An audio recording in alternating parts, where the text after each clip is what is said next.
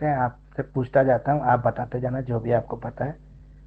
पहला question sir इनमें हमारे, से वेरी इंपॉर्टेंट क्वेश्चंस आप कब इन मतलब इन दोनों पीडीएफ में से। देखो वेरी इंपॉर्टेंट क्वेश्चन मैं वही लास्ट में बता पाऊंगा आपको। मैंने भी पेपर नहीं देखे, लास्ट ईयर के पेपर देखूंगा तभी मैं बता पाऊंगा ना। पिछली बार सर के मैंने सभी आज बताया था आपको। आज अगर बता देते तो फिर प्रिपरेशन वही वाले पहले प्रिपेयर कर लेते ना, क्योंकि कल अगर बताओगे तो फिर हम प्रिपेयर कब करें। चलो मैं कोशिश करूंगा आपको, अभी क्लास यस सर कराते प्लीज। कराते बताने की कोशिश करते हैं। तो पहला क्वेश्चन है ओके सर। हमारा, डिफाइन करना है custom as a source of Hindu law. तो हिंदू लॉ ये के सर ये सोर्सेज थोड़ा क्या सा हैं, वो लग रहा है सर, ये कंफ्यूजिंग और ना थोड़ा सा लैंग्वेज भी इस वाले क्वेश्चन की वो अलग मैं लगती बता है। जो वर्ड्स इस क्वेश्चन इसके आंसर में आ रहे हैं ना, वो माइंड में बैठ नहीं रहे सर, वो वर्ड ना याद इसमें नहीं हो रहे। आपको क्या करना है, क्वेश्चन ये है सोर्सेज ऑफ हिंदू लॉ क्या है, ये क्वेश्चन है आपका, सोर्स ऑफ हिंदू लॉ क्या है। तो इसमें क्या करो, सबसे पहले तो आप हिंदू लॉ को बता देना, उसकी डेफिनेशन दे देना कि हिंदू लॉ क्या है। हिंदू लॉ हिंदुओं का पर्सनल लॉ है, हिंदुओं के लिए जो लॉ बनाया गया है, वो एक पर्सनल लॉ है। ठीक है, ये लॉ पर्सनल लॉ के अंदर आता है। हिंदू में कौन कौन इंक्लूड है, हिंदू में जैनी है, बुद्धिस्ट है, सिख हैं, ब्रह्म समाज वाले हैं, प्रार्थना समाज वाले हैं, ठीक है, और वैष्णव हैं, लिंगायत समाज के हैं। ये सब लोग जो हैं हिंदू कहलाते हैं। अगर हम सोर्सेज ऑफ हिंदू लॉ की बात करें, तो इसके अंदर जो इसमें लिखे हैं ना, उन सब सोर्सेज को आप मत कंसीडर करना, जैसे आपके श्रुति, स्मृति, ये सब लिखना। मतलब एशियंट सोर्सेज इसमें ऐसे लिखा है मैंने आंसर में, मॉडर्न सोर्स, और उनको फिर डिफाइन किया। तो आप इसको एशियंट मॉडर्न छोड़कर इसमें से जो जो आपको याद होते हैं, टोटल इसमें है आपके चार, ये तीन, ये सात सोर्सेज हैं। तो इन सात सोर्सेज को आप अलग अलग डिफाइन कर दें। श्रुति, श्रुति वो सोर्सेज है जो हमने सुना है, जो हमने सुना वो श्रुति। हिंदू धर्म के बारे में कुछ भी हमने सुना है वो हमारी श्रुति है, ठीक है। जो हमने सुनने के बाद हमें याद रह गया वो हमारी स्मृति है। तो स्मृति भी एक तरह से हिंदू लॉ का सोर्स हो सकता है, ठीक है। इसके अलावा डाइजेस्ट एंड कमेंट्रीज, तो डाइजेस्ट एंड कमेंट्रीज की बात करें, तो जो हमारे पुराने धर्म ग्रंथ हैं, उपनिषद हैं, ठीक है, पुराण होते हैं जैसे विष्णु पुराण, नारद पुराण, ये सब हमारे जो पुराने धर्म ग्रंथ हैं, वो भी हमारे सोर्स है हिंदू लॉ के। इसके अलावा हमारे कस्टम्स जो है, कस्टम्स मतलब हमारे जो रीति रिवाज हैं, जो हमने अपने बुजुर्गों से, बड़े लोगों से सीखा है, बस ठीक है, वो हमारे कस्टम भी सोर्स ऑफ हिंदू लॉ है। इसमें ज़रूरी नहीं इसी का एक्सप्लेनेशन याद करना है आपको, आपको सिर्फ इसकी हेडिंग याद कर लो। टोटल हमारी हेडिंग्स चार और तीन सात हैं, सातों हेडिंग के ऊपर बेस करके आप तीन तीन चार चार लाइन का एक्सप्लेनेशन लिख देना, पूरा आंसर तैयार हो जाएगा, सोर्सेज ऑफ हिंदू लॉ। फिर है आपका justice, equality and good consign, मतलब ये कहता है सबको न्याय मिलना चाहिए, सब समान रहने चाहिए कानून की नज़र में, और सबके साथ बराबर का निर्णय होना चाहिए। प्रीसीडेंट, प्रीसीडेंट होता है पुराने केस लॉ, जो पुराने हमारे केस लॉज हैं उन पर बेस कर कर भी हम नए फ्यूचर में डिसीजन देते हैं। जैसे सुप्रीम कोर्ट पुराने केसेस को रेफर करता है ना, कि उसमें हमने ये डिसीजन दिया था, जैसे वकील लोग भी पुराने केस लॉज लगा देते हैं। तो इसे है प्रेसिडेंट भी इंपॉर्टेंट सोर्स है। फिर है लेजिस्लेशन, तो लेजिस्लेशन हमारा क्या है, कॉन्स्टिट्यूशन है। फिर है एशियंट सोर्सेज, अगर हम एशियंट सोर्सेज, सॉरी ये तो हो गया ना, एक एक करके बता दिया आपको। अब श्रुतिज क्या होती हैं ये बताइए। सर जो कई भी बातें होती हैं। जो नहीं हमने किस, सुनी है अपने हिंदू हाँ धर्म से कंसर्न सुनते आ रहे हैं, और उन्हें फॉलो करते भी हैं, हम लोग मानते भी हैं कि ऐसा है। बिल्कुल सर इसके वो वेद आते हैं सर इनके। नहीं, वेद नहीं आते श्रुति में। श्रुति हमारे में जो हमारे, हमारे बड़े जो पीछे बोलते आ रहे कि ऐसा करना है, ये चल रहा है, हाँ वो चल जो रहा है, हमारे हमने कहते ना कि जो भगवान के शब्द हैं, जैसे आकाशवाणी होती थी पहले, वो श्रुति होती है। या हमारे जो सर ऋषि मुनि जो कहते थे, बोलिए। सर इसके अंदर चारों वेद नहीं आते क्या। वो कमेंट्रीज में आते हैं ना, वो नीचे जो अगला सोर्स है, ओके सर। कमेंट्रीज, उसमें आती है। कमेंट्रीज है मतलब जो लिखा हुआ है वो कमेंट्रीज है। श्रुति मतलब सुनना, वेद को पढ़ते हैं, वेद, उपनिषद, पुराण, ये कमेंट्रीज और डाइजेस्ट है। रामायण, महाभारत, भगवत गीता, ये आपके डाइजेस्ट हैं, ठीक है, किताबें हैं, ये उसमें आएगा। तो श्रुति हो गया, फिर स्मृति हो गया। स्मृति क्या है, जो हमने सुना और जिसको हमने जो याद हमें रखा, याद रहा वो। सुनने के बाद जो हमें याद रख रहा। हाँ, कुछ कुछ बातें हमारे पूर्वजों को ऋषि मुनियों ने कही और वो बातें वो स्मृति की तरह हमारे साथ चलती चली गई, जो हमें याद रही, जिसको हमने अपने जीवन में अपना लिया। ठीक है, और अगला क्या है, कमेंट्रीज एंड डाइजेस्ट।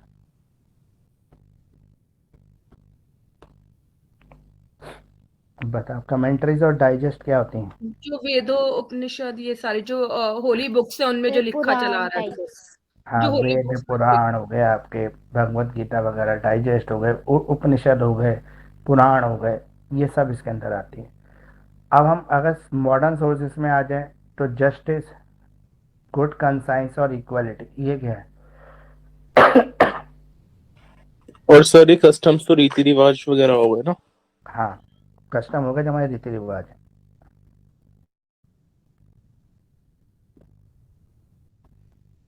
तो ये सोर्सेज है। सोर्सेज का क्वेश्चन जरूरी नहीं है कि जो इसमें लिखा हुआ है उसको आप उसी तरीके से एग्जाम में लिखो, अपने हिसाब से भी लिखते हैं ना, कोई दिक्कत नहीं आएगी।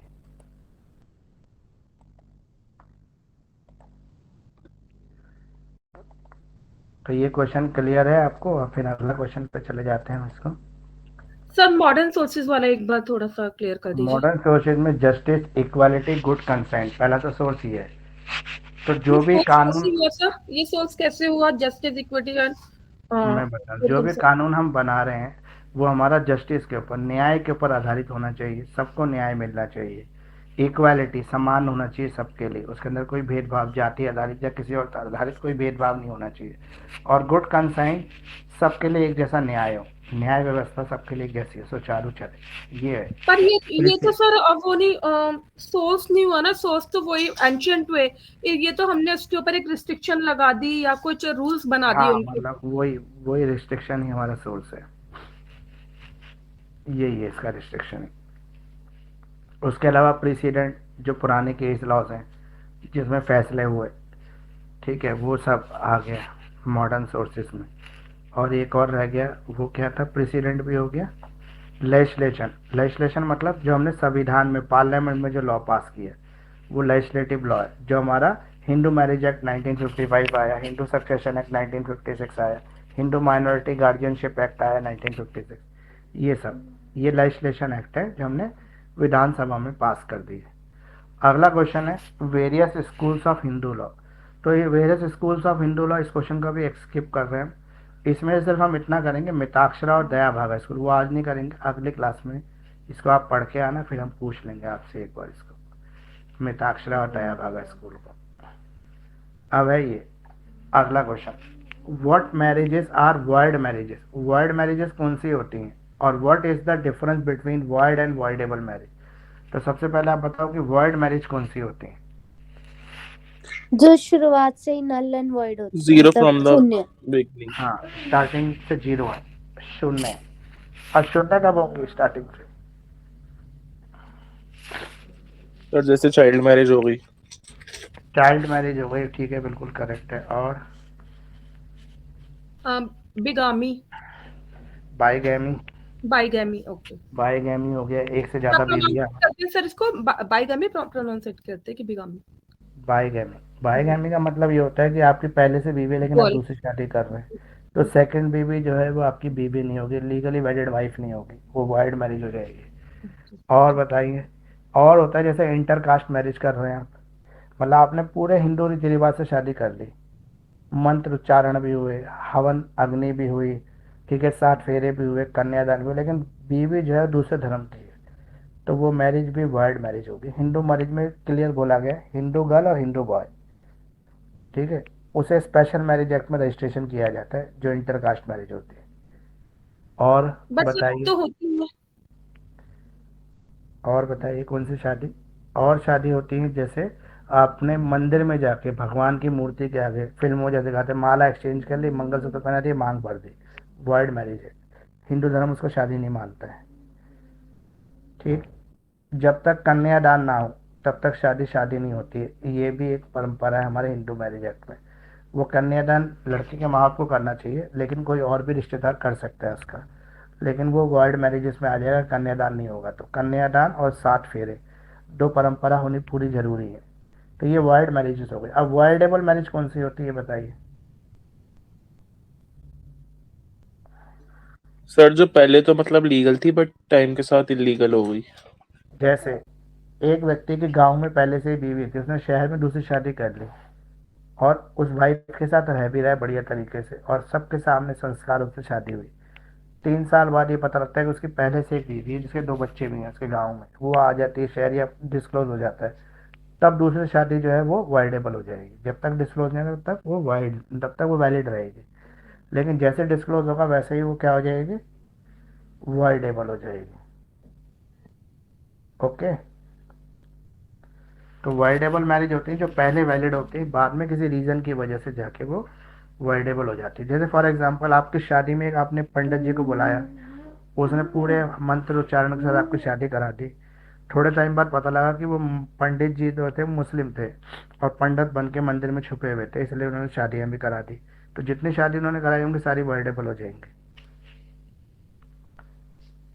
जैसे एक पंडित जी अभी पकड़े गए थे ना वृंदावन में, जो आतंकवादी थे, टेररिस्ट थे, और पंडित हिंदू पंडित बन के रह रहे थे वहाँ पे, तो जो हिंदू पंडित बन के रह रहा है वो शादियाँ भी करा ही रहा होगा, तो ऐसी शादियाँ वाइडेबल हो जाती है। अब इस क्वेश्चन के आंसर को कैसे लिखेंगे, तो आंसर में सबसे पहले हम लिखेंगे हिंदू मैरिज की डेफिनेशन जो सेक्शन 5 में दी गई है हिंदू मैरिज एक्ट 1955 में, जो बोला गया है कि एक पवित्र रिश्ता है, ठीक है, सेक्रेट रिलेशनशिप है women and man and women's का।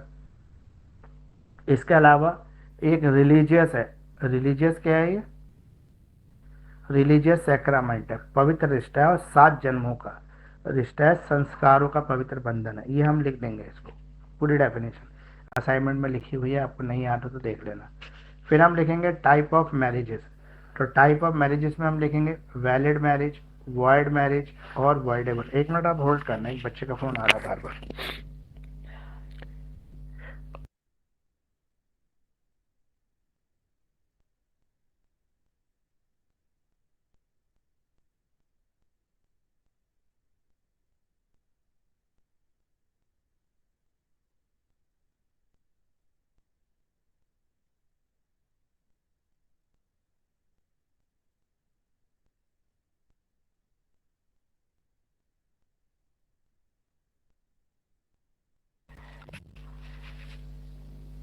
वैलिड मैरिज, वॉइड मैरिज और वॉइडेबल मैरिज एक एक करके डिफाइन करेंगे। 3 तरह की टाइप्स ऑफ मैरिजेज है। पहले वैलिड मैरिज, जो पूरे बंधन के साथ हुई है। देखो हिंदू मैरिज के अंदर कंडीशन है, पहली कंडीशन तो ये है कि लड़का लड़की दोनों हिंदू होने चाहिए, दूसरी कंडीशन ये है पूरे संस्कारों के साथ शादी होनी चाहिए, ऑल रिचुअल्स परफॉर्म होने चाहिए शादी में, जैसे खाना भी होना चाहिए सबके लिए, टेंट भी होना चाहिए, पंडित भी होने चाहिए, ठीक है, मंत्र उच्चारण भी होना चाहिए, पवित्र अग्नि भी होनी चाहिए और 7 फेरे भी होने चाहिए, कन्यादान भी होने चाहिए, सब कुछ होना चाहिए, तभी हिंदू मैरिज मैरिज कहलाएगी। वरना एक भी संस्कार पूरे नहीं हुए तो वैलिड मैरिज नहीं होगी। 2 चीज़ें हो गई पूरी, पूरे संस्कारों के साथ होनी चाहिए। तीसरे में आप लिखोगे 7 फेरे और फिर लिख दोगे आप कन्यादान की परंपरा होनी चाहिए, ठीक है। ये हो गई 3-4 चीज़ें जो आपने लिखी। दूसरा इसमें एक और प्रिंसिपल लिखोगे जो लेजिस्लेशन इसके अंदर डाल देता है कि लड़के की उम्र 21 साल और लड़की की उम्र 18 साल शादी के अंदर होनी चाहिए। The parties are not in the degree of prohibited relationship, ये जो शादी करने वाले लोग हैं ये प्रोहिबिटेड रिलेशनशिप में ना हो। अब ये प्रोहिबिटेड रिलेशनशिप का मतलब ये ब्रदर सिस्टर ना हो जो शादी करने वाले, मसेरे चचेरे रिलेशन। भाई बहन ना हो, ठीक है, और सपिंडास ना हो, और वो जो था ना कौन सा ब्लड था, यूट्रीन ब्लड और फुल ब्लड रिलेशन में ना हो, तो शादी जो है वैलिड मैरिज हो जाएगी। अब वर्ल्ड मैरिज कब होती है, वर्ल्ड मैरिज जो शुरू से सुनने होती है, जैसे शादी प्रॉपर माइनर। संस्कारों से ना हो पहली। दूसरा, पहले हम हिंदू लिख देंगे फिर हम लेजिस्लेशन के लिख देंगे, तो माइनर बाद में लिखेंगे, पहले हम हिंदू संस्कारों के हिसाब से लेते हैं, जैसे 7 फेरे ना हो, कन्यादान ना हो, प्रॉपर रिचुअल्स फॉलो ना हो, प्रॉपरली सोमलाइज ना हो शादी, तो वो वॉइड मैरिज हो जाती है। मैरिज बिटवीन क्लोज रिलेटिव, अगर क्लोज रिलेटिव आपस में शादी कर रहे हैं तो भी शादी क्या हो जाएगी, वाइड हो जाएगी। अंडर एज, अंडर एज मतलब 18 साल से कम हो लड़की या लड़का 21 साल से कम हो तो शादी। बाईगैमी और पॉलीगेमियस मैरिज, ठीक है, बाईगैमी तो पता है कि एक वाइफ से रहते दूसरी वाइफ से शादी कर रहे हैं, पॉलीगेमियस क्या होता है, सर जब एक बीवी पति से शादी करती है एक से ज्यादा। हाँ, पॉलीगैमी। जैसे वो वही हो। जैसे हस्बैंड के लिए बाइगैमी है तो वाइफ के लिए पॉलीगैमी है। होमोसेक्सुअल मैरिजेस हिंदू मैरिज में जो है वैलिड नहीं है, ये वर्ल्ड मैरिजेस है। इसके लिए स्पेशल मैरिज एक्ट है, उसमें शादी होगी होमोसेक्सुअल्स की। ठीक है, मुस्लिम की शादी हिंदू से हो रही है तो वो वैलिड नहीं, चाहे लड़का मुस्लिम हो चाहे लड़की मुस्लिम हो, शादी होगी तो वो स्पेशल मैरिज एक्ट में आएगी। When will be the marriage be voidable, marriage कब वॉइडेबल होगी, वॉइडेबल मैरिज कब हो सकती है, अब वॉइड भी हो गया, वैलिड भी हो गया, वॉइडेबल आ गया। तो वॉइडेबल मैरिज वो होती है जो शादी के टाइम पे तो वैलिड मैरिज होती है लेकिन बाद में किसी वजह से वो नल हो जाती है, नलिटी हो जाती है मतलब वॉइड हो जाती है, तो इससे शादी को हम वॉइडेबल कहते हैं। इसमें या तो कोर्ट के डिसीजन की वजह से ऐसा हो सकता है या फिर कोई परफॉर्मेंस जो हुई होगी शादी के टाइम पे वो कस्टम को ठीक से सोमलाइज नहीं किया गया हो, जैसे 7 फेरे, जैसे पंडित जी जो शादी के मंत्रोच्चारण कर रहे हैं वो करेक्ट ना हो, बाद में पता लगे कि उसी के अंदर खोट था। या फिर हम ये कह सकते हैं कि कन्यादान की परंपरा पूरी ना हुई हो, या जो दोनों में से कोई एक हो वो पहले से शादीशुदा निकल जाए, पहले से पता ना हो, या फिर मेंटल डिसऑर्डर इनसेन पर्सन निकल जाए, घूंघट में पता नहीं लगा और बाद में जब घर आई बीवी तो खिलौनों के साथ खेलने लगी तो पता लगा ये तो दिमागी रूप से पागल है, तो ऐसी औरत से शादी जो होगी वो वॉइडेबल हो जाएगी। ठीक है, सफरिंग फ्रॉम ट्रांसमिशनल डिसीज, अगर वाइफ को या हस्बैंड को पहले से एड्स है या कोई और ऐसी बीमारी जो छूने से या साथ रहने से फैलती है तो ऐसी शादी क्या हो जाएगी, वॉइडेबल हो जाएगी। या शादी के टाइम पे लड़की या लड़की सॉरी पहले से प्रेग्नेंट है और बाद में डिस्क्लोज होता है कि वो पहले से प्रेग्नेंट है लेकिन वो भी प्रेग्नेंट जिससे है वो उसका हस्बैंड से नहीं है, वो किसी और एक्स्ट्रा पर्सन से प्रेग्नेंट है, तो ये शादी वॉइडेबल हो जाएगी। लेकिन अगर वो लड़की अपने ही हस्बैंड से प्रेग्नेंट है तब वो शादी वॉइडेबल नहीं होगी, तब वो वैलिड ही मैरिज रहेगी क्योंकि वो असली बच्चे का बाप वही व्यक्ति जिससे शादी हुई है। एग्जाम में इसमें डिफरेंशिएशन भी लिखना आ सकता है आपको वॉइड और वॉइडेबल मैरिजेस का। अब हमने 2-3 चीज़ें पढ़ ली, वैलिड मैरिज पढ़ ली, वैलिड मैरिज में कोई बच्चा पैदा होगा तो वो वैलिड ही होगा। ठीक है, जायज़ बच्चा तो जायज़ ही रहेगा ना, जायज़ शादी बच्चा भी जायज़। लेकिन अगर कोई शादी वॉइडेबल हो जाए जो पहले वैलिड थी और बाद में वॉइडेबल हो गई तो ऐसी शादी में अगर कोई बच्चा पैदा हो गया तो वो वैलिड होगा, सॉरी जायज़ बच्चा होगा या नाजायज़ बच्चा होगा, जायज, लेजिटिमेट चाइल्ड होगा या इलेजिटिमेट चाइल्ड होगा। Legitimate, legitimate. अगर वो बच्चा उस सीक्रेट डिस्क्लोज होने से पहले हुआ है, वॉइडेबल होने से पहले हुआ है तो वो लेजिटिमेट होगा, उसके बाद पैदा हुआ है तो वो इलेजिटिमेट होगा, ये ध्यान रखना। ठीक है, अगला, अगर कोई सर अगर ऐसे जैसे उस मैरिज में अगर वाइफ अगर प्रेग्नेंट है तो और उसी के बीच में डिस्क्लोज हो गया तो वो लेजिटिमेट है, इलेजिटिमेट? लेजिटिमेट है, बच्चा पैदा होना है मतलब गर्भ में आ जाना ही बच्चा होता है ना। अगर मान लो वर्ल्ड मैरिज है, भाई हमें पता नहीं था, मंदिर में शादी कर ली, हम साथ साथ रहने लगे, वाइफ यही मान रही थी कि मेरे हस्बैंड है और सब कुछ कर रहे थे हस्बैंड वाइफ में रिलेशन से होते हैं, बाद में जाके किसी ने समझा दिया कि समझदार आदमी ने, भाई तुम्हारी शादी तो वैलिड नहीं है, वॉइड है। अब वो दोनों की शादी तो वॉइड हो गई, अब हस्बैंड को आज़ादी मिल गई, वो छोड़ के भाग गया, तो ऐसी बीवी के कोई बच्चा पैदा हो जाएगा तो वो लेजिटिमेट होगा या इलेजिटिमेट होगा?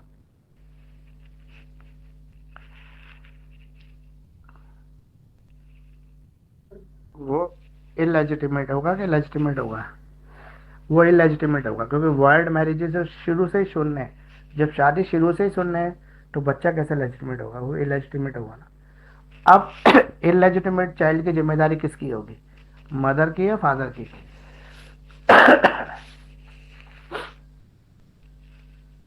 दोनों की। मदर की। फादर की जिम्मेदारी, जब बच्चा छोटा होता है तो मदर की जिम्मेदारी कोर्ट पर आती है, लेकिन फादर उसके लिए कंपनसेट कर सकता है, मतलब पैसा दे सकता है। अगला क्वेश्चन आ गया आपका, name the different remedies under the Hindu marriage act 1955 dissolve the marriage. शादी को तोड़ने के लिए कितने तरीके हैं, मतलब कितने ग्राउंड है जब शादी जो हमारी टूट सकती है। On what ground can Hindu marriage B dissolve, किस किस ग्राउंड के बेस पर हिंदू मैरिज जो है वो डिसॉल्व हो सकती है। एक्सप्लेन करना है आपको judicial separation and it's ground provided for Hindu marriage. Hindu marriage के लिए डाइवोर्स की बात कर रहे हैं हम, ये इंपॉर्टेंट क्वेश्चन है एग्जाम के पॉइंट ऑफ व्यू से। जुडिशियल सेपरेशन बहुत आता है, अलग अलग तरीके से आपको डाइवोर्स पूछ सकता है, जुडिशियल सेपरेशन पूछ सकता है, कुछ भी पूछेगा आपको यही आंसर लिखना है इसके अंदर। जहाँ पे आपको ये समझ में आ जाए कि इसका मतलब डाइवोर्स निकल रहा है, वहाँ पे यही आंसर लिख देना। तो डाइवोर्स जो है हिंदू मैरिज एक्ट 1955 में बताया गया है कि some provision given regarding a valid divorce, कुछ प्रोविजन है जो वैलिड डाइवोर्स के लिए जरूर, जैसे स्पाउस कैन गेट डाइवोर्स और appeal for dissolution of marriage in the court of law. सबसे पहले वो कोर्ट जा सकते हैं, कोर्ट में एप्लीकेशन दे सकते हैं, भाई हमें डाइवोर्स चाहिए, हम दोनों एक दूसरे के साथ नहीं रह सकते, या हस्बैंड कहेगा या वाइफ कहेगा। इसके ग्राउंड क्या होते हैं वो मैं भी धीरे धीरे आपको बताऊंगा। पहले हम ये समझ लेते हैं कि डाइवोर्स दो तरीके से हो सकता है। एक म्यूचुअल कंसेंट से, हस्बैंड और वाइफ दोनों ने ये सोच लिया कि भाई हम साथ नहीं रहेंगे, तो उनको कोर्ट में से फिर डिग्री लेने के लिए जाना होता है, दोनों जाके अपने एफिडेविट सबमिट कर देते हैं, शादी विद इन द 6 मंथ या 3 मंथ टूट जाती है और दोनों सेपरेट अपनी अपनी लाइफ जीने लगते हैं, क्योंकि दोनों ही चाहते थे अलग रहना। लेकिन अगर दोनों में से एक ना चाहता हो तब केस बनता है, तो उसके लिए ग्राउंड ढूंढे जाते हैं कि हस्बैंड किस ग्राउंड पर डाइवोर्स मांगेगा या वाइफ किस ग्राउंड पर डाइवोर्स मांगेगी। और डाइवोर्स जो है हिंदू मैरिज में कोर्ट देता है। हमारे यहाँ पे मुस्लिम वाला चक्कर तो है नहीं, तलाक तलाक बोला और अलग होने शुरू हो गया, यानी कि किसी और की झंझट की जरूरत ही नहीं है। तो हमारे यहाँ पे तो भैया तलाक लेने के लिए कोर्ट जाना ही पड़ेगा ना। समाज वाला जो तलाक होता है वो चलता नहीं है हिंदू मैरिज में। Grounds of the divorce as per the Hindu marriage act, पहला ग्राउंड है अडल्ट्री। अब अडल्ट्री का मतलब होता है नाजायज संबंध बनाना। अब चाहे वाइफ बनाए चाहे हस्बैंड बनाए, जो बना रहा है दूसरा उसके बेस पर एडल्ट्री क्लेम कर सकता है, बोल सकता है कि भाई मेरा हस्बैंड जो है और औरतों से संबंध बनाता है, या उसने घर में एक रखेल ला के रख रखी है और वो मेरे सामने से संबंध बनाता है, तो मुझे एडल्ट्री नहीं चाहिए, तो मुझे ये पसंद नहीं। तो कॉन्सेप्ट ऑफ एडल्ट्री के बेसिस पर डाइवोर्स क्लेम किया जा सकता है। अच्छा, डाइवोर्स के लिए जो अडल्ट्री कर रहे हैं उसमें से कोई कंडीशन नहीं है कि अडल्ट्री मैरिड के साथ ही करनी है कि अनमैरिड के साथ ही करनी है, लेकिन अपोजिट सेक्स होना चाहिए, इतना जरूर लिखा हुआ है हिंदू लॉ के अंदर। तो हस्बैंड और वाइफ जो हैं एक दूसरे के साथ रह रहे हैं लेकिन बाइगैमी प्रैक्टिसेस कर रहे हैं, यानी कि एडल्ट्री कर रहे हैं, तो उस कॉन्सेप्ट पर उनको तलाक मिल सकता है। अब एडल्ट्री साबित करने के लिए क्या क्या चीज़ें होनी चाहिए। पहला, जो स्पाउस है हस्बैंड या वाइफ वो इंटर कोर्स में इन्वॉल्व होगा, इसका सबूत देना पड़ेगा आपको। मतलब सिर्फ बोलने से ही कोर्ट नहीं मानेगी कि भाई ये किसी और के साथ रह रहे हैं, नहीं, सबूत देना पड़ेगा आपको, एविडेंस देना पड़ेगा।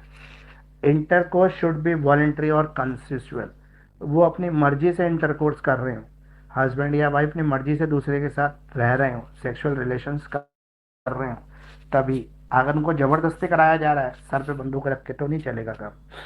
Eight the time of the act the marriage was subsisting, मतलब जिस टाइम पर एडल्ट्री परफॉर्म हो रही है उस टाइम पे शादी वैलिड होनी चाहिए। अगर शादी ही वैलिड नहीं है, वॉइड है या वर्डेबल है, तो फिर कितना एडल्ट्री कर लो क्या फर्क पड़ता है, तलाक तो हो, मतलब पहले से तलाक ही हो गया अगर वॉइड और वर्डेबल है तो। There must be sufficient circumstances evidence to prove the liability of another person, हर तरह का एविडेंस आपको देना है, सर्कमटेंशियल एविडेंस भी देना है, यहाँ पे आप प्रूव करोगे कि भाई इसने एडल्ट्री की है। अब है क्रुएलिटी, क्रुएलिटी के बेस पर भी तलाक मांग सकते हैं, हस्बैंड भी मांग सकता है, वाइफ भी मांग सकती है। क्रुएलिटी दोनों में से कोई भी कर सकता है। मान लो वाइफ हस्बैंड को मारती पीटती है, रोज मारती है, या देखो अभी एक कोर्ट ने एक बहुत बड़ा डिसीजन दिया है। एक ऐसा परिवार था जिसमें जो वाइफ थी ना, वो जैसे हस्बैंड ऑफिस से आता था तो उसके मम्मी पापा को गाली देना शुरू कर देते थे हस्बैंड को परेशान करने के लिए, कभी उसकी बहन को, कभी उसकी माँ को, कभी उसके बाप को।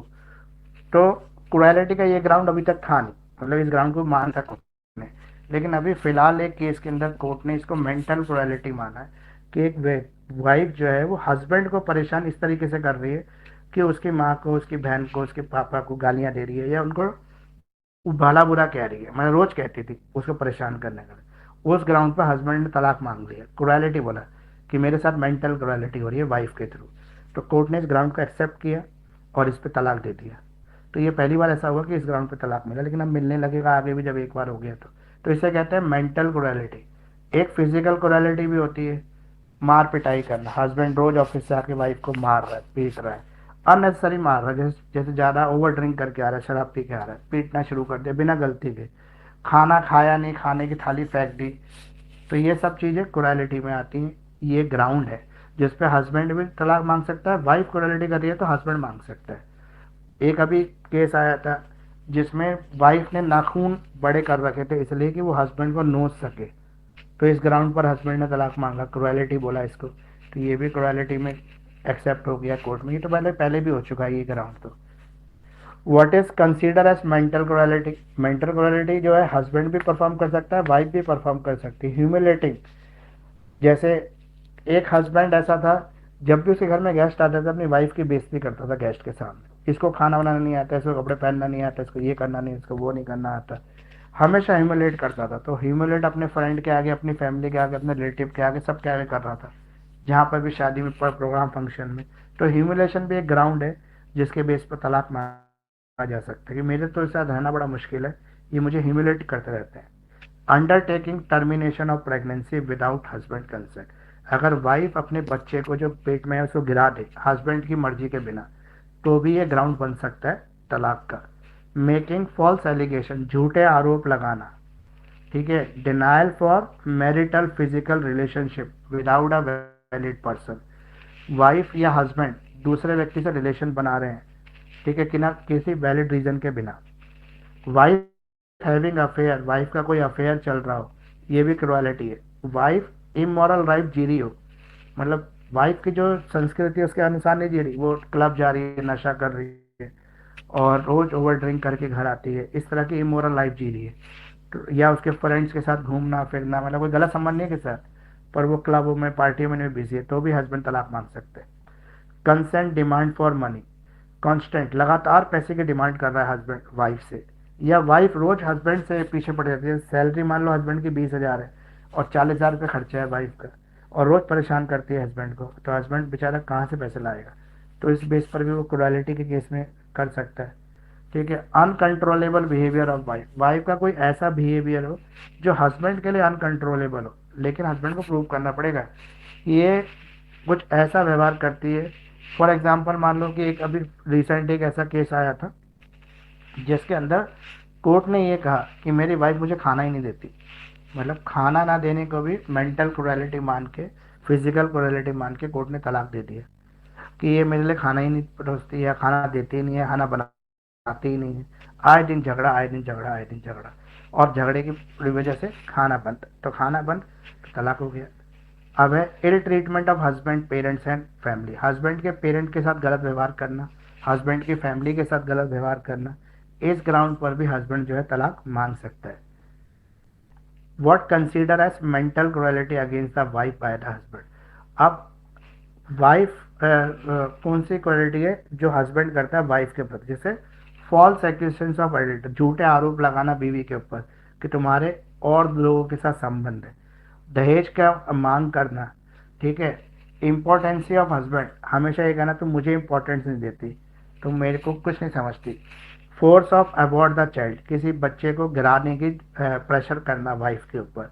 Problem of drunkenness of husband, husband रोज ड्रंक करके आता हो, शराब पी के आता हो घर।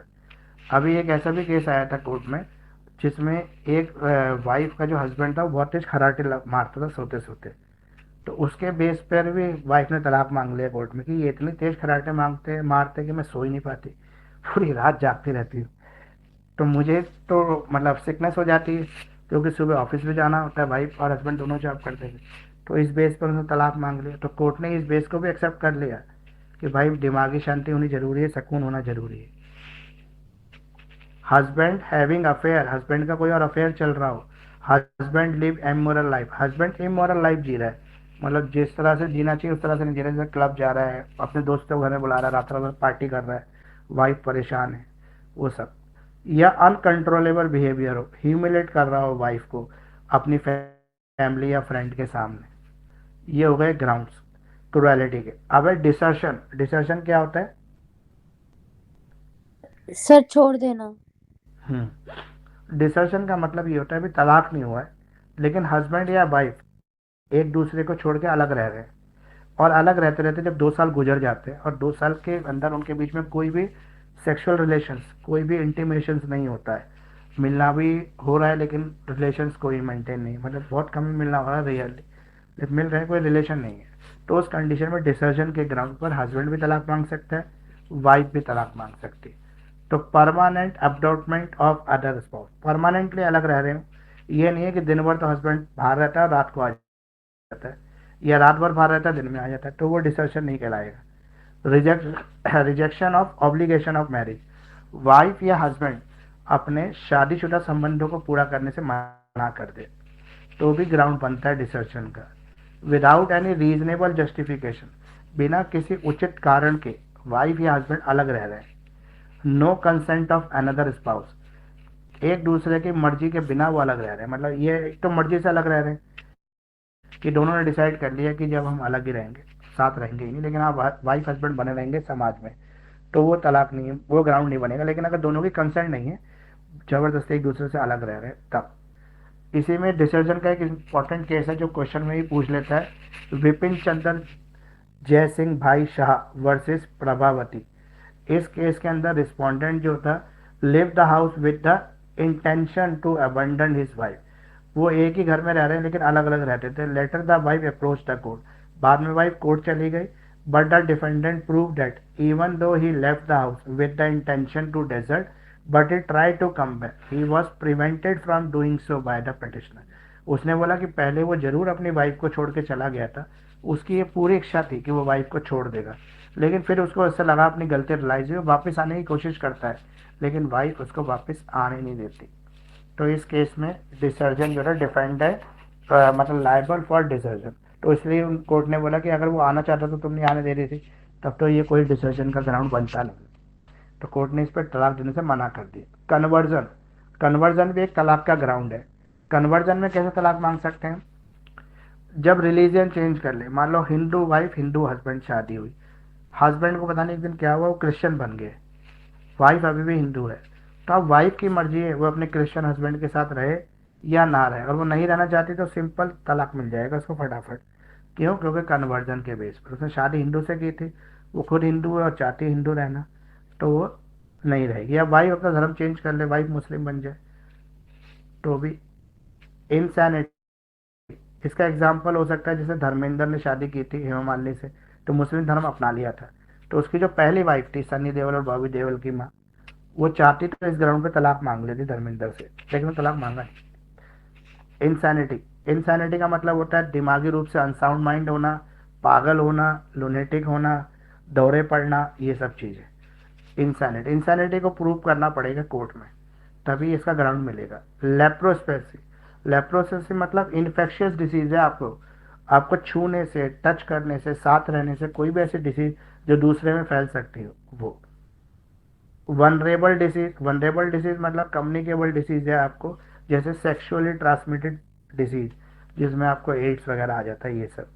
रेनशिएशन, हस्बैंड जो है संसार त्याग के सन्यासी बन जाए, मतलब वगैरह मैं तो हिमालय पर्वत जा रहा हूँ तपस्या करने, तो उस कंडीशन पे वाइफ जो है वो तलाक मांग सकती है कि भाई मेरा हस्बैंड तो सन्यासी हो गया तो मैं क्या करूँ, वो तो बाबा बन गया, अब मैं बाबा के साथ कैसे रहूँगी, तो उस बेस पे तलाक हो जाएगा। प्रिजम्पशन ऑफ डेथ, देखो मान लो हस्बैंड घर छोड़ के भाग गया एक दिन गुस्से में, 7 साल तक कोई खबर नहीं आई वो जिंदा है या मरा है, तो जैसे 7 साल पूरे होंगे वाइफ कोर्ट चली जाएगी और कोर्ट उसको डेड घोषित कर देगी। 7 साल में अगर कोई भी खबर नहीं आई, ना कोई चिट्ठी आई हो ना कोई कॉल आया हो, तब अगर खबर आ जाएगी तो फिर वो जिंदा माना जाएगा। तो एक व्यक्ति जो छोड़ के भाग जाए घर 7 साल बाद भी नहीं आए तो उसे मरा हुआ मान लिया जाता है। No petition for divorce within the 1 year of marriage, शादी के 1 साल तक ना तो हस्बैंड तलाक मांग सकता है ना वाइफ तलाक मांग सकती है। तो ये कानून इसलिए बनाया गया है कि नई नई शादी में सब में थोड़े बहुत झगड़े वगड़े होते हैं, तो वो सेटल होने में टाइम लगता है, इसलिए कोर्ट भी ये मानती है, हिंदू मैरिज के रिचुअल्स भी ये मानते हैं कि थोड़ा टाइम तो लगता ही है दो नए नए लोगों को साथ रहने में, एडजस्टमेंट बनाने, इसलिए 1 साल का समय तो दिया ही जाता है। तो 1 साल बाद ही तलाक की पिटीशन आ सकती है। अब री मैरिज ऑफ डाइवोर्स पर्सन, एक व्यक्ति जो उसका तलाक हो गया है, चाहे वो वुमेन है चाहे वो मैन है, वो दूसरी शादी कब कर सकता है, बताइए कब कर सकता है।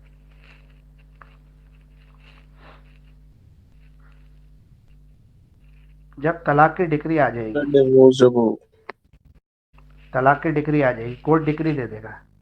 मतलब मान लो कि 4 तारीख की डेट को, 4 जनवरी को कोर्ट ने तलाक अनाउंस कर दिया है कोर्ट में, तो 4 तारीख के बाद वो 5 तारीख को शादी नहीं कर सकता जब तक डिक्री नहीं आएगी, कोर्ट का ऑर्डर नहीं आ जाएगा, उस ऑर्डर का प्रिंट नहीं हो जाएगा, उस प्रिंट के बाद उसकी सर्टिफाइड कॉपी लेने के बाद ही वो दूसरी शादी कर सकता है।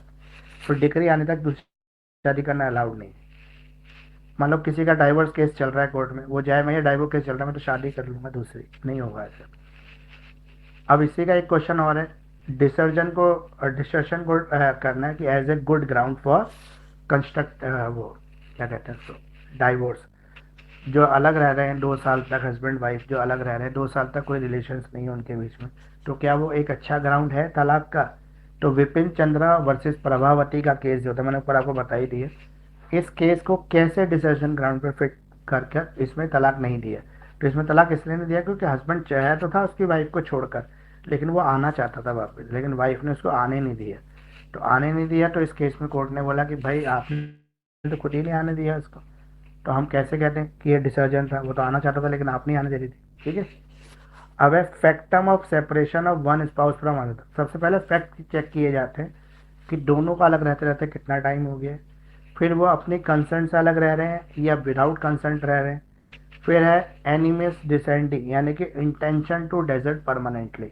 उनके इंटेंशन क्या, आगे भी वो अलग ही रहना चाहते हैं कि नहीं रहना चाहते। अगर आगे वो साथ रहने की उम्मीद है थोड़ी बहुत तो कोर्ट उनको इजाज़त दे देती है दोबारा साथ रहने, नहीं रहना चाहते तलाक दे देती है। ठीक है। एक किसी रीजनेबल कॉज के बिना, मतलब जो डिसर्जन है उसमें किसी उचित कारण के बिना अलग रह रहा है। फॉर एग्जाम्पल एक हस्बैंड या वाइफ को कोई ऐसी बीमारी लग गई जो छूने से फैल जाएगी, साथ रहने से फैल जाएगी, इस वजह से वो अलग रह रहे हैं, तो वो ग्राउंड नहीं बनेगा फिर डाइवोर्स का। जैसे मान लो कोविड हो गया तो हस्बैंड जाके बाहर वाले घर में रहने लग गए, आउट हाउस में रहने लग गए, और वाइफ भी अंदर नहीं जाती थी डर के मारे कोरोना हो जाए, बाहर ही खाना वाना रख देती थी उनका, तो इस केस में तलाक नहीं होगा, वो डिसर्जन नहीं कहेंगे उसको, क्योंकि वो मजबूरी में अलग रह रहे हैं इस वजह से। तो ये आपका क्वेश्चन ये भी कवर हो गया आपका। इसमें विपिन चंद्र वाला केस आपको एक्सप्लेन करना है। अब detail conceptions of Hindu marriage. Hindu marriage एक सैक्रामेंट है या कॉन्ट्रैक्ट है, ये बता, मतलब पवित्र रिश्ता है या एक कॉन्ट्रैक्ट मैरिज है हिंदू मैरिज, बताओ क्या है। हिंदू मैरिज एक कॉन्ट्रैक्ट है? No sir. फिर पवित्र रिश्ता है ना, सैक्रामेंट रिलेशन। सेक्रेमेंट ही है सर, हम लोग कोई वो नहीं साइन करते कॉन्ट्रैक्ट, हम तो शादी करते नॉर्मल। हाँ, जैसे हिंदू निकाह लोगों नामा को होता है मुस्लिमों में, तो निकाह नामा सर होता है मुस्लिम और contract क्रिश्चियन में कॉन्ट्रेक्चुअल मैरिज होती है ना। हम्म। तो यहाँ पर हिंदू मैरिज का सैक्रामेंट रिलेशंस बोला गया है, 7 जन्मों का रिश्ता बताया गया है। डेफिनेशन में हिंदू मैरिज में यही बताया गया कि हस्बैंड वाइफ दोनों हिंदू होने चाहिए, तभी हिंदू मैरिज वैलिड होती है, और सारी संस्कृति परंपराओं को पूरा करना चाहिए। इसमें सब कुछ लिखना, पूरी परंपराएं होनी चाहिए, 7 फेरे होने चाहिए, कन्यादान होना चाहिए। ठीक है। इवन जो है वो रिसेप्शन पार्टी भी यहाँ पे लिखा हुआ है कि ऐसे कुछ होनी चाहिए ताकि हम समाज को बताएं कि हमारी शादी हो रही है, मतलब ऐसा फंक्शन होना ज़रूरी है यहाँ पर। बिना फंक्शन के शादी वैलिड नहीं होगी। जब हम बताएं सबको कि हमारी शादी हो रही है तो वो फंक्शन ही है। जैसे मुस्लिमों में बोला गया कि वलीमा होना चाहिए। वलीमा का मतलब शादी के बाद ऐसी पार्टी थ्रो करनी चाहिए ताकि समाज को पता लगे कि आपकी शादी हो गई है। रिसेप्शन, रिसेप्शन पार्टी वो। लेकिन हिंदुओं में ये बोला गया जब शादी हो रही होगी, फेरे हो रहे होंगे, तब समाज के कुछ लोग वहाँ पे शामिल, मतलब ऐसा फंक्शन होना चाहिए, जलसा होना चाहिए जिसमें कुछ लोग आए। खाने का मेंशन नहीं पर जलसे का मेंशन है, मतलब हिंदू मैरिज के अंदर। तो ये सब आपको लिखना पड़ेगा इसमें।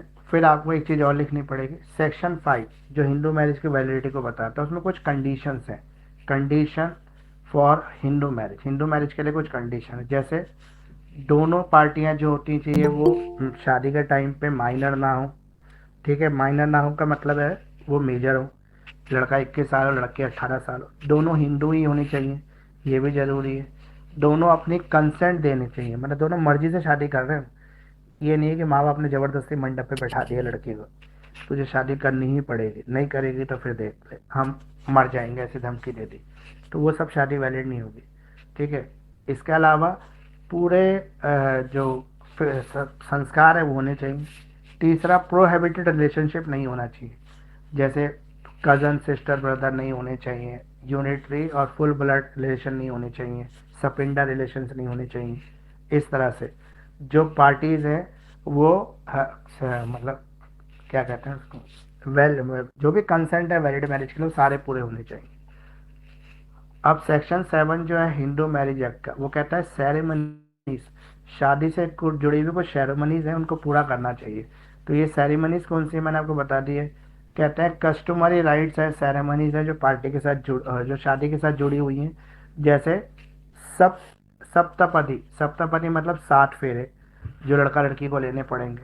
इसके अलावा complete the binding when the 7 step is taken, शादी जब पूरी होगी जब 7 फेरे लिए जाएंगे तब। इसके अलावा पवित्र अग्नि होनी चाहिए, कन्यादान की परंपरा होनी चाहिए सब।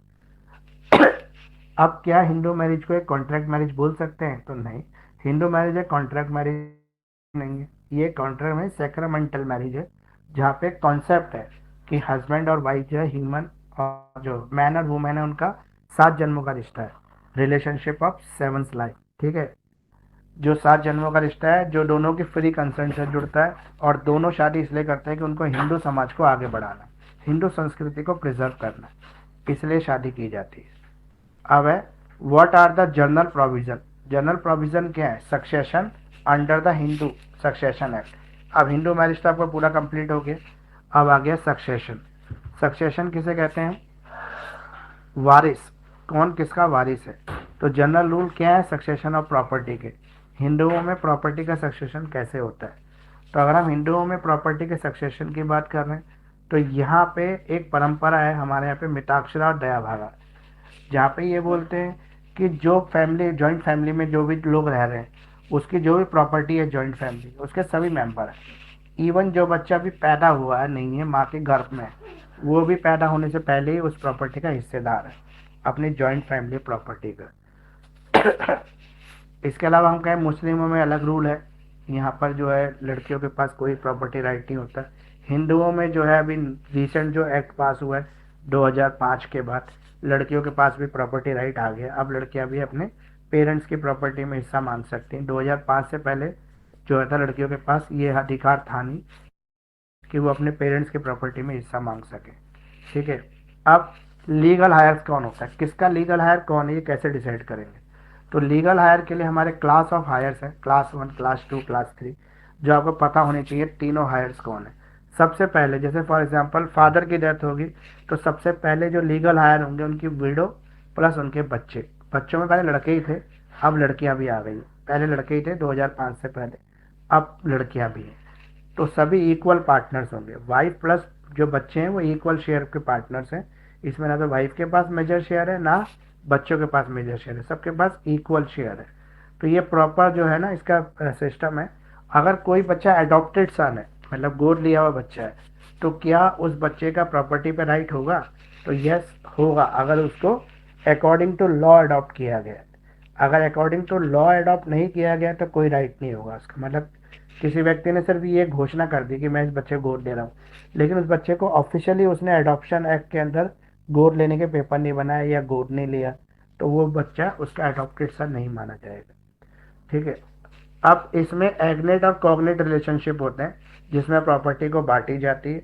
एग्नेट रिलेशनशिप वो होते हैं जो डायरेक्टली ब्लड से जुड़े होते हैं, जो खून के रिश्ते होते हैं, उसमें सबसे पहले प्रॉपर्टी डिस्ट्रीब्यूट होती है। कॉग्नेट रिलेशनशिप जो होते हैं वो खून के रिश्ते होते हैं लेकिन मदर साइड से होते हैं, उसमें प्रॉपर्टी जब डिस्ट्रीब्यूट होती है जब एग्नेट रिलेशनशिप नहीं होती, मतलब ये लोग खत्म हो जाते हैं, इनमें से कोई सर्वाइवल पार्टनर नहीं होता, तो फिर कॉग्नेट रिलेशनशिप में प्रॉपर्टी चली जाती है।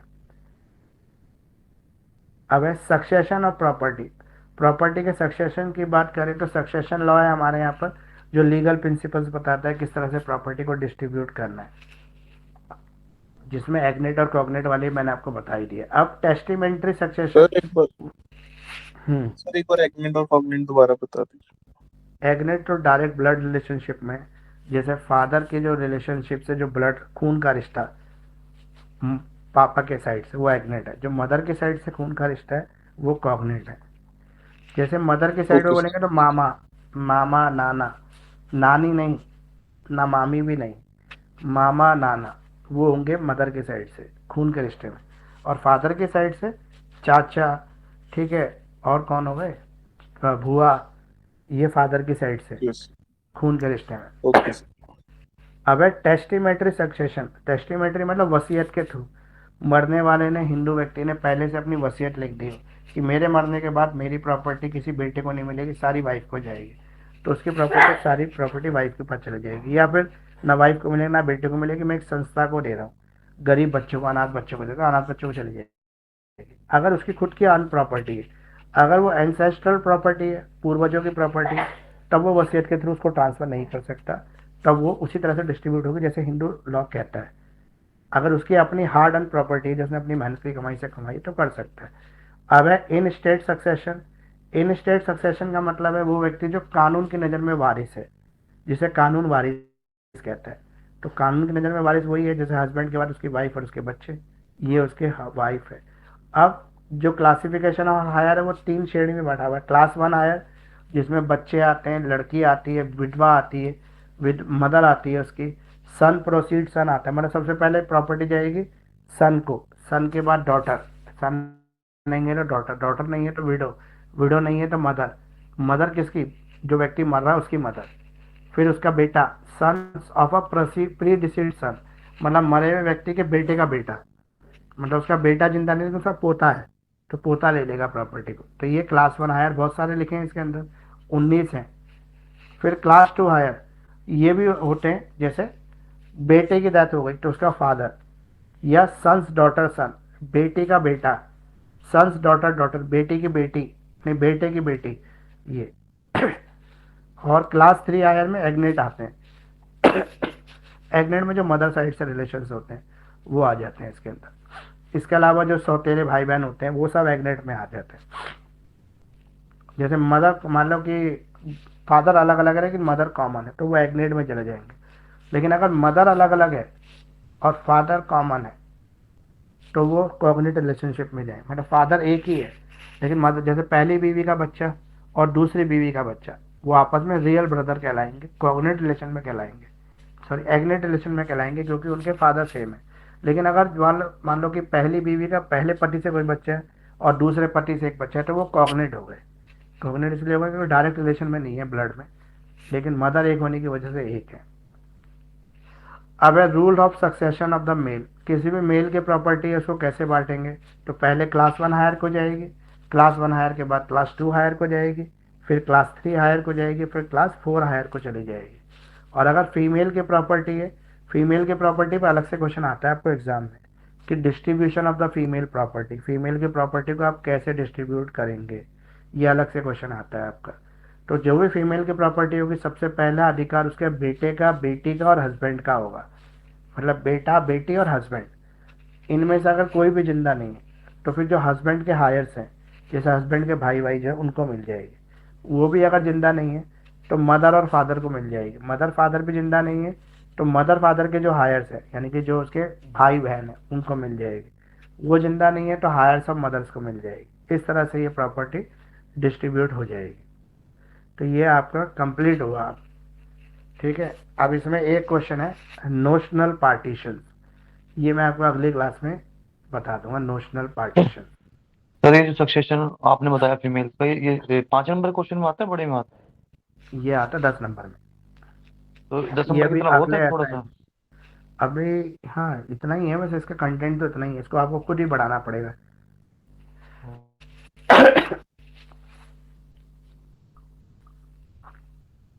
सर आपने ये क्लास रिकॉर्ड करी है ना? हाँ इसकी रिकॉर्डिंग है।